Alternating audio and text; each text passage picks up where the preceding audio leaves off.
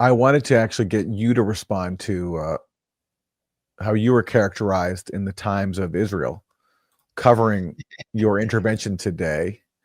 Let's see here. This is how the Times of Israel covered your intervention.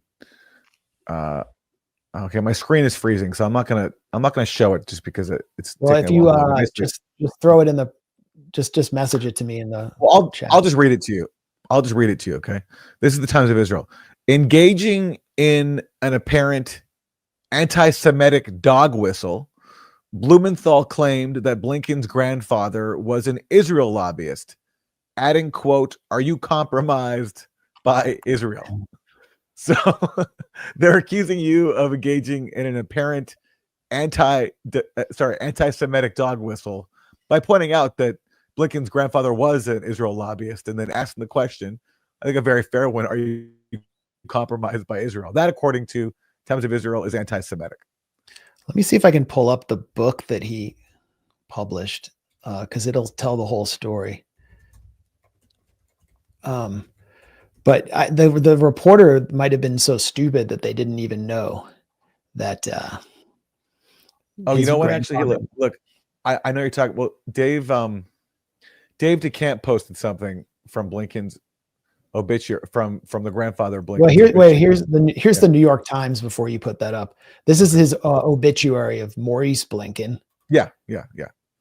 Early backer of Israel. I mean, they're anti-Semitic dog whistle from the New York Times. Yeah, early. Right. Yeah, and that obituary says this. This is a quote from it.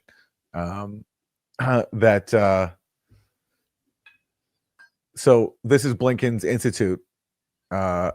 He was the founder of the American Palestine Institute after World War II, which in real life was the institute to convert Palestine into Israel.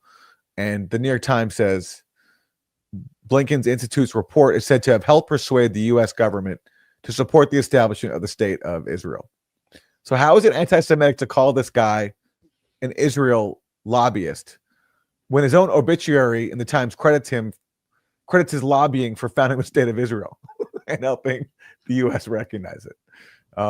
Anyway. Well, I'm glad they brought that up. I mean, this is part of the point of the intervention, is to get this conversation going, to educate people about this. And, if you're going to attack me and accuse me of anti-Semitism, I'm going to back up my statement with facts, or other people like Dave DeCamp are going to do that. And I think, that raises the level of consciousness and helps educate people about how compromised Tony Blinken is. And he's boasted about this.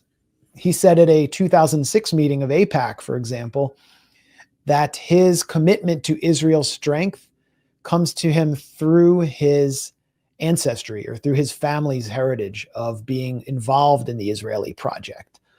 So it's something Blinken has boasted about. I think that should be disqualifying for someone in a top diplomatic position. Imagine a Muslim American saying something like that about Pakistan, or a Japanese American who declares some loyalty to the Japanese nationalist project and goes and prays at a nationalist shrine to war criminals who were killed in World War II or prosecuted. I mean, they would be disqualifying for them. Yeah. But, something else is going on here. And I also confronted Blinken as a Jew, because I think he has harmed our faith community by associating it with such levels of evil and fascism while identifying as a Jew. I'm disgusted with him.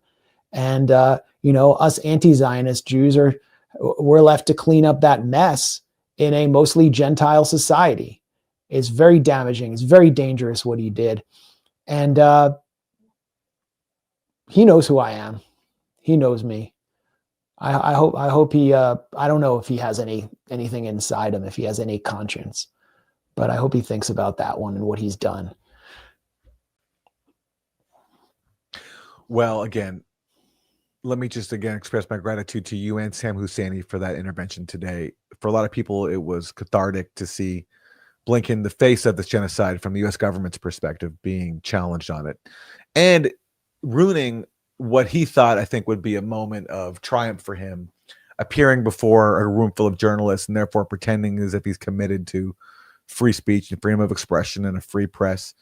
And instead, having that final appearance, that swan song, being defined by that confrontation, being called out for the genocide that he's facilitated.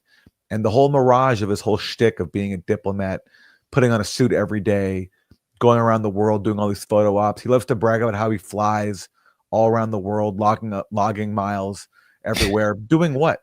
Facilitating mass murder. And that's what he was called out for today. So thank you, Max, and thank you, Sam Husseini, for challenging him over that. It was wonderful to see.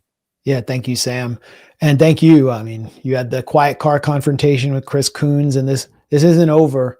We're not going home, even though there is a ceasefire or whatever it is. We're not going home. We won't stop. I